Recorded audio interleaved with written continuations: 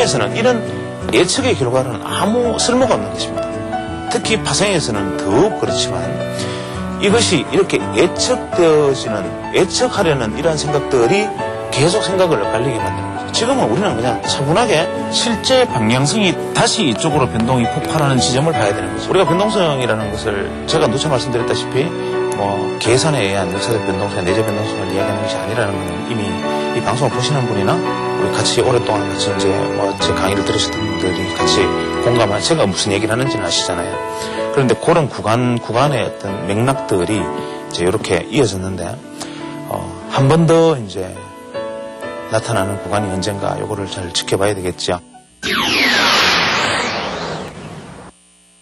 지난번에 제가 변동성과 그것이 실제로 심리적인 측면, 실제로 변동성에는 어떤 것을 의미를 가지고 있느냐, 혹은 어떤 국면에서 강하게 작용하느냐라는 얘기를 했지만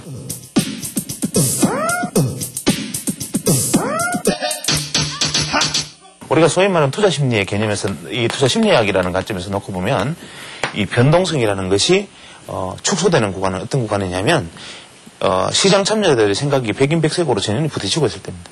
우리가 변동성이 확대되고 있는 구간이라는 것은 모든 사람들의 의견이 한쪽 방향으로 쏠려 있을 때 얘기입니다. 그건 역시도 좀 다소 추상적이지요. 지금 이게 항상 이제 답답한 것은 뭐냐면 이런 언사를 빌려서 송구스럽습니다만은 자주 쓰는 말이 있죠. 그 뜻은 이 말로 다 할 수 없고 그런 이 말을 다 옮길 수 없는 것인데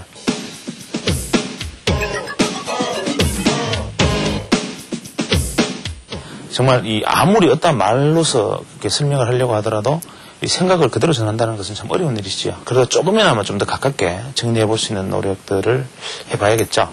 질문 있으십니까? 이번에 변동성 측면에서 봤을 때 얼마든지 가격 조정이 아닌 기간 조정으로서도 변동성을 축소할 수도 있고 그런데 왜 굳이 가격 조정이 이렇게 크게 예측할 수 없을 정도로 크게 일어날 수 있는 계기가 되는 것이 무엇인지.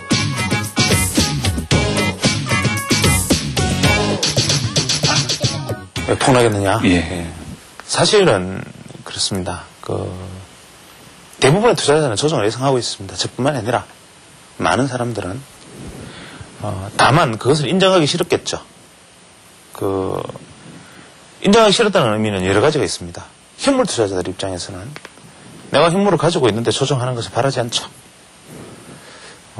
파생 투자자들 입장에서도 시장이 큰 수익은 안 나지만 변동성이 축소되면서 그냥 그런대로 나름대로 하나의 추세를 형성하고 가는 시장은 마음이 편합니다.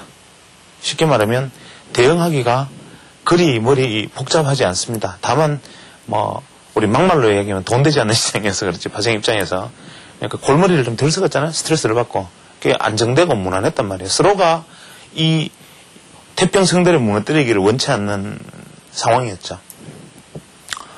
그러나 마음 한구석에는 조정이 있을 때가 됐는데 라는 생각들은 다 하고 있었을 거예요. 다만 인정하기 싫었겠죠. 현물 가지신 분들은 더 했고 또 파생에서도 추세에 그대로 몸을 싣고 계시는 분들 입장에서는 당연히 그랬겠죠. 그렇지만 저는 이제 저 역시도 다른 생각을 했던 게 저 역시도 똑같은 생각을 한 거죠. 조정은 필요하다. 저는 분명히 제가 말씀드리기는 이렇게 말씀드렸어요. 지금 이제 추세가 이런 식으로 이제 형성됐었잖아요. 이렇게 가서 일단 콜 쪽에서 수익을 크게 한번 변동성이 확 확대시켜서 사람들이 하면서 돌파다 하는 느낌을 주었을 때 급락 조정의 형태가 가능하다. 이렇게 와서 이렇게 무너지면은 풋 쪽에 강력한 수익을 보장하겠지만 이렇게 오기는 좀 어렵다 이거는. 사실은 이 말이었는데 이만큼은 저도 사실 제 생각보다 다른 오버슈팅 해버린 거예요. 근데 어쨌거나 간에 이렇게든 말씀하신 대로 저는 이렇게 올 거라는 얘기가 아니라 하여튼 이렇게 와서 이렇게는 아니다. 이렇게 와서 이렇게든 무조건 급하게 간다 이런 얘기를 했던 거는 사실이죠. 보통 저는 현물 투자자들하고 파생하시는 분들하고는 제가 의견이 많이 다르지 않습니까? 예를 들어 현물 투자자들한테는 어지간하면 주식 투자하지 마세요. 꼭 해야 된다면 정말 중장기 투자해서 덮어놓고 내버려 두세요 제발. 그것도 싫으면 제발 좀 간접 투자하시고 제발 좀 사고팔고 하는 거 좀 하지 마십시오 이렇게 얘기해주면 선물 투자자들에게는 제발 좀 오버나이트 하지 마세요. 그냥 제발 미결자에서는 가지고 가지 마세요. 그냥 청산하시고 하루에 한 번 내지 두 번의 짧은 모멘텀이 형성되는 구간에 잠시 한 8틱, 10틱 정도의 수익 정도로 짧은 안정된 수익만 내는 쪽으로 가십시오. 선물이라는 것은 파생 마찬가지입니다.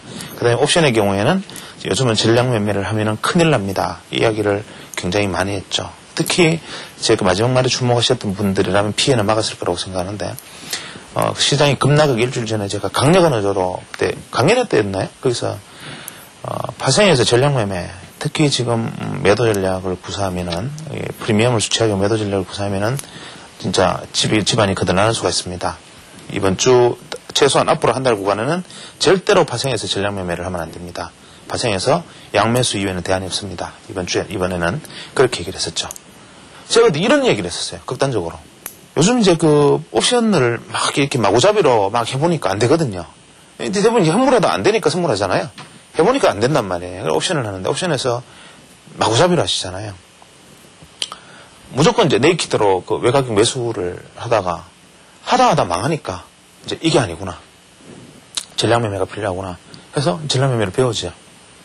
프리미엄을 이해하고 변동성을 이해하고 그러면은 내가 잘못했구나 하는 거를 느끼고 이제 전량 매매를 하려고 들고 이제 프리미엄을 수취하는 매도 전략도 구상을 하게 되는데 그런 상황에서 이번에는 그렇게 하면 죽습니다. 5월에는 그렇게 하면 죽습니다는 걸 제가 아마 동양 그 강연에 갈 때마다 또 우리 여기 모이셨을 때마다 제가 아주 강한 의지로 절대로 큰일 납니다. 집안 망합니다는 얘기를 드렸을 거예요. 지금은 그러니까 전량 매매를 해야 될 때 전량 매매를 하지 변동성 매매를 하다가 이제는 정말 또 반대로 해야 될 때 그때의 실패를 경험 삼아 이제는 또 전량 매매를 하려고 들으니까 지난번에 죽고 이번에 또 죽고 이제 재기불능으로 죽습니다. 이런 얘기를 했단 말이에요. 그거는 저답지 않게 굉장히 강한 의도로 얘기를 했죠. 아주 강한 의도로 절대로 지금 옵션에서 매도 전략을 취하면 큰일 납니다 하고 강력한 이야기를 했단 말이에요. 그 이유는 하나입니다.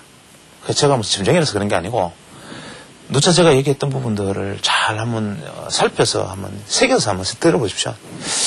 제가 각도에 대한 이야기를 많이 드렸었지요. 그러니까 어떤 얘기를 했습니까? 하락각과 이 반등각을 놓고 봤을 때 하락각 대비 반등각이 느슨하면 안 된다 그랬잖아요. 그렇죠? 이게 하락각이 느슨해서 반등각이 날카로우면 이게 살아나는 거지만 절대로 반등각이 느슨해서 살아남는 경우는 없다. 반등각이 느슨하면 어떻게 됩니까? 죽어서 각을 더 되살려야 되는 거예요. 예를 들어서 이런 시장이 있었다 가정을 합시다. 뭐 말도 안 되는 가정이긴 하지만 100포인트였어요. 이렇게 이제 50포인트까지 떨어졌습니다. 이렇게 할까요? 50포인트까지 떨어졌습니다. 반등을 이런 식으로 했습니다. 이렇게. 이래가지고 여기가 100이었는데 이게 120까지 지금 고점 돌파했다 가정합시다. 이거는 오르면 오를수록 골로 가는 거죠. 이 막말로 하면 길게 가면 길게 갈수록 죽어요. 이건 왜냐면은 뭐 그냥 단순하게 물리학적으로 생각해도 긴 장대를 들고 이렇게 있으면 어떻게 되겠습니까? 긴 장대는 세워서 땅에 놓고 있으면 손가락 하나로 세울 수가 있지요. 이게 만약에 45도 이상으로 느슨하면 이렇게 잡고 있으면 장정 100명이 돼봐도 밑으로 떨어지겠죠. 그거 같은 이치입니다. 물리학과 같은 거예요. 그래서 이렇게 각도가 느슨해져 버리면 이 시세는 이미 이걸 돌파하는 시세는 아니에요. 그러니까 이거는 반드시 어떻게 해야 된다겠습니까? 제가 이야기하는 제가 각도론에서 노선 이제 항상 자주 말씀드릴 때는 죽어야 산다 그랬잖아요, 이게 죽어야 사는 거예요. 다만 빨리 죽으면 데미지가 적고 늦게 죽으면 데미지가 큰 거죠. 이게 죽어야 사는 거예요, 반드시. 그러면 우리가 다시 큰 눈으로 돌아가서 생각해 봅시다. 우리가 파생을 하시는 분들에 있어서 가장 큰 잘못이 무엇이냐면 제가 이야기하다가 말이 좀 새버렸는데 일종 데이 트레이딩 하는 분은 하루 종일 일간 차트만 봅니다. 그분들이 차트를 보고 있는 것을 보면 일종 데이 트레이딩 하시는 분은 크게 보면 한 60분 차트 내지 30분 차트 뭐 대개는 5분 차트 3분 차트 심지어는 5초 차트 틱 차트 정도를 보고 계시는 거죠. 사실은 데이 트레이딩 하는 사람이 제일 먼저 봐야 되는 것은 뭐냐면 월간 코스피, 주간 코스피, 그 다음에 일간 코스피는 매일 다시 점검하고 지점을 확인한 다음에 다시 밑으로 들어가야 됩니다. 큰 그림은 그걸 이제 프랙탈 이론이라 그러죠. 이제 전체는 부분과 같다. 부분은 전체와 같다. 그죠? 그래서 이 부분을 이해하려 하더라도 전체를 이해하는 맥락 속에서 이해를 해야 되는 것이고, 부분을 이해하는 것도 전체의 맥락 속에서 가는 것이죠. 그래서 이번에 당분간 요 근래에서 발생해서 우리가 흘렀던 흐름 같은 것도, 주간 차트나, 일간 차트, 특히 주간 차트를 자세히 보고 있었으면, 가능했을 거란 말이죠.